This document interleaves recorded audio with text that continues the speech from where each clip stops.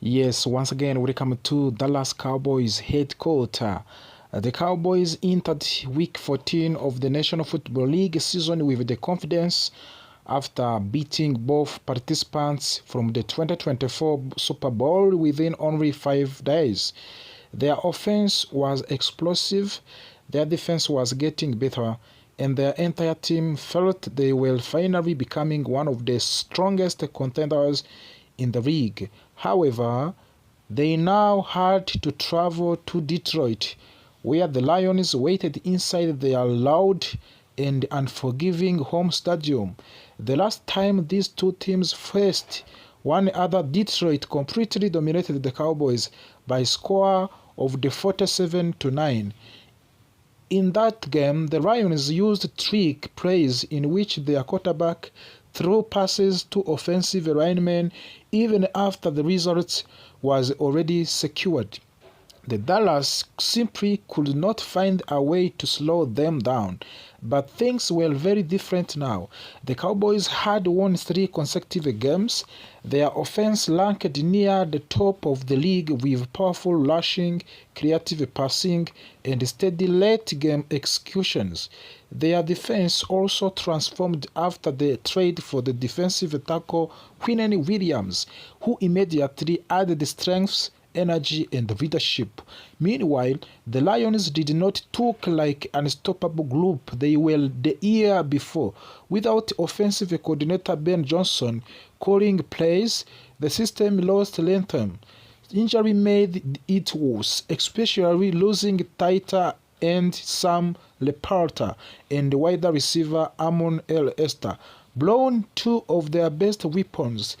Even with their issues, Detroit still had dangerous playmakers such as wide receiver Jameson Williams and running back Jameer Gibbs, and they always played through inside their home stadium. But the Cowboys reviewed their victory over the Kansas City Chiefs and realized there were several areas that still need improvement, even though they escaped with the narrow 3-point win. Weaknesses were exposed. If Dallas wanted to beat the Lions, they could not afford to ignore these problems. The coaching staff identified 3 major issues: starting field position for the offense, red zone defense, and run defense. Fixing these areas was essential before stepping into Detroit turf. The first issue was starting field position. In their game against Kansas City Chiefs, the Cowboys began most of their offensive drives deep inside their own territory. On average, they started around 17 points 8-yard line. 6 different drives began inside the 20-yard lines. 2 of those drives began even inside of the 5-yard line, and 1 began at the 10. This created heavy challenge because long drives require perfect execution, discipline, and patience. On the other hand, the Chiefs averaged starting of the 35-yard line and never opened a drive inside their own 20. The type of the field position gives an enormous advantage because offenses can use more parts of their playbook and feel more comfortable taking risks. The Cowboys managed to push through these disadvantages and still score enough to win, but doing that every week is nearly impossible. Long fields demands too much from an offense, especially late in the season when fatigue breeds up. For the Dallas to perform well against Detroit, they needed better special teams, returns, smart decisions on kickoffs, and strong blocking on the punt returns. Improving field position would allow these offenses to start faster and avoid unnecessary pressure. The second major issue was red zone defense. Even though the Cowboys' defense had improved in almost every other area since Quinnen Williams arrived, the red zone remained their weakness point. The Philadelphia Eagles reached the zone 3 times and scored touchdowns on all 3 trips. Only 4 days later, the Kansas City Chiefs also reached the zone 3 times and scored touchdown every time. Allowing 6 touchdowns in 6 attempts is extremely dangerous, especially for the team hoping to make a playoffs run. Red zone defense is often the difference between winning and losing games. It requires discipline, strong communication, and tight coverage because the field becomes shorter and the passing windows shrinks. Every missed tackle or blown assignment becomes more costly near to the goal line. The Cowboys needs to treat red zone defense as priority. Improving that area could turn touchdowns into field goals, and those small differences often decide the outcome of the tough road games. The third issue was run defense. In the 2 weeks before playing the Chiefs, the Cowboys did not experience job stopping powerful running back Ashton Genty and Shaquan Barkley, but the Kansas City Chiefs, their run defense appeared less confident. They might have been too focused on preventing Patrick Mahomes from throwing deep passes, which opened space for the Chiefs' running game. 4 different Kansas City players averaged more than 4 yards per carry. The Chiefs' running backs alone gained 4.3 yards per attempt, not including Patrick Mahomes scrambling for the 30 yards on the 3 runs. The Lions relied heavily on running back Jahmyr Gibbs, who was explosive, fast, and extremely difficult to tackle in open space. If the Cowboys could not control the line of the scrimmage, Gibbs could become the deciding factor in the game. Improving run defense required filling gaps more constantly, shedding blocks fast, and securing tackles with 2 or 3 defenders instead of relying on one person. As the Cowboys traveled to Detroit, they understand the importance of collecting these weaknesses. Field position would help their offense stay balanced. Better red zone defense would protect them from giving up easy points. Strong run defense would remove Detroit's most dangerous weapons. The team studied film, practiced situational drills, and communicated more clearly during the preparations. Players knew the challenge ahead was serious, but believed they were steady and ready. The shutdown in Detroit would not just be another regular season game. It was a chance for the Cowboys to improve, that their improvements were not temporary. That winning streak means something, and that we were ready to compete at the highest level.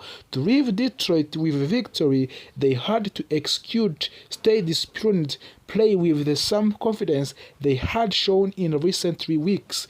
Their path to success depends on learning from their mistakes and refusing to repeat them when facing the teams. Entering week 14 of the 2025 National Football League is not just about wins or losses. It is a story of the survival, recovery, unexpected breakthrough, and the slow but steady rise of the team that has transformed its identity. For weeks, the Cowboys have fought injuries, personal changes, and pressure from every direction. But the December arrives, Dallas begins to feel something it has not truly felt in the years: momentum, confidence, and believes that something special is forming inside of the locker room. As the Cowboys prepare for their Thursday night matchup against the Detroit Lions, the biggest headline does not revolve around the opponents. Instead, it centers on the cornerback Trevon Diggs, whose return from the injured reserve list has been anticipated for more than a month.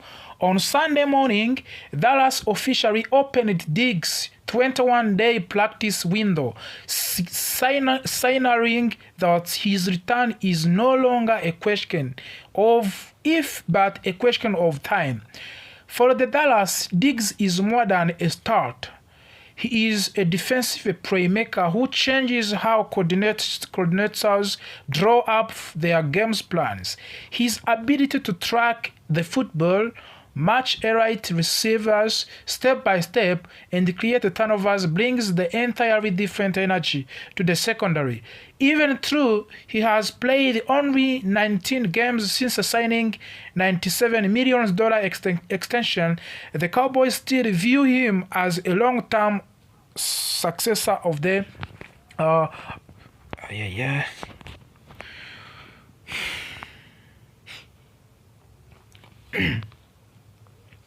Yes, once again, welcome to Dallas Cowboys headquarters. Today, we brings you a hot news about the Dallas Cowboys as the Cowboys prepare for their Thursday night matchup against the Detroit Lions. The biggest headline does not revolve around the opponents. Instead, it centers on the cornerback Trevon Diggs, whose return from the injured reserve list has been anticipated for more than a month. On the Sunday morning, Dallas officially opened the Diggs 21 days practice window, signalizing that his return is no longer a question of if, but a question of when. For the Dallas, Diggs is more than a starter. He is a defensive playmaker who changes how coordinators draw up their game plans. His ability to track the football, match a right receiver step for steps, and create turnovers brings entirely different energy to the secondary. Even though he has played only 19 games since signing $97 million extension, the Cowboys still view him as a long-term successor. This season, the secondary has been tested in a way no one expected. Kylen Carlson has battled a difficult hamstring injury. Dallon Bland briefly exited the Chiefs game with foot issue. Lucky Shavon Levels unexpected thrust into a major role, played 100% of the snaps last week in only his third career appearance. The Cowboys have survived the turbulence, but returning Diggs would strengthen their depth chart dramatically as playoffs pressure increase. While Dallas celebrates good news in the defensive backfield, the offensive line faces a more frustrating reality. Tyler Guyton, the starting left tackles and one of the team's most important young pieces, is not expected to suit up against the Lions. His high ankle sprain suffered in a week. 12 continues to limit him, and the coaching staff does not believe the short break after the Thanksgiving victory over Kansas City will be enough. This season has not been easy for the Guyton. He missed a lot of training camp and preseason with a bone fracture in his right knee.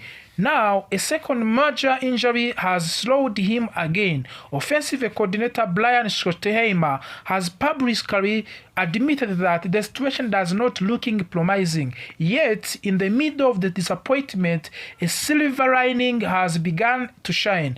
Nate Thomas, who stepped in against Kansas City, impressed both coaches and the fans with his composure and physicality. The young tackle has appeared in 12 games this season and started twice, showing steady improvement and reliable techniques. His emergence softens the blow as Guyton continues to heal. The Lions enter Thursday night with their own issues. The most significant involves the wide receiver Amon Elset Brown, who left the Thanksgiving game against the Green Bay Packers with the ankle injury. Early reports suggest he could be lost for the season, but later evaluation showed the damage was not that severe. Still, head coach Dan Campbell described his return as week to week, making it highly unlikely that he will face the Dallas Cowboys. Detroit offensive line situation is also fragile. 2 starters were out of the against Green Bay, while the remaining 3 appeared on the injury report. The team hoped retired center Frank Legno could return to stabilize the unit, but failed physically ended that possibility. With the weakened offensive line and limited receiving depth, the Lions face major pressure entering this matchup. As national analysts watching Dallas plays, many agree that the team has not only changed but improved dramatically. Former New England Patriot wide receiver Julian Edelman, speaking on national television, explained why he highlighted three defensive players in particular: DeMarvin Overshown, Logan Wilson, and Quinnen Williams. Overshown sideline speed has become one of the most visible strengths on the team. His instincts allow him to chase ball carries on open space and disrupt the rhythm of the opposing offenses. Logan Wilson, a mid-season addition, has carved out the versatility role that blends pass coverage, prioritizing the interior line support. And then there is Quinnen Williams, one of the most impactful moves the Cowboys made this season. His dominance inside has transformed the entire unit, forcing offenses to double team him and opening opportunities for edge rushers. Edelman compared the team upward momentum to the New York Giants squads that absent him in 2 Super Bowls. He noted that Dallas looks like a team getting hot at the right time, breeding confidence and identity as a postseason approach. On the offensive side of the ball, quarterback Dak Prescott is quietly breeding a legacy that deserves more attention. Analysts are beginning to notice that his statistical efficiency mirrors that a Hall of Fame quarterback Steve Young. While Young became a legend through accurate decision-making and carefree command of the offense, Prescott is now showing many of the same traits. The numbers speak clearly. Young finished his career with a passer rating of the 97.8. Prescott currently holds a rating of the 98.6. Prescott has already supplied Young in passing yards and touchdowns at the 10-year mark, while maintaining fewer interceptions. The similarities are striking. They are reinforce the idea that Prescott's best work may still be ahead. His connection with wide receiver CeeDee Lamb and George Pickens has also become one of the most dangerous combinations in the league. CeeDee Lamb precision and Pickens physicality force defense to choose between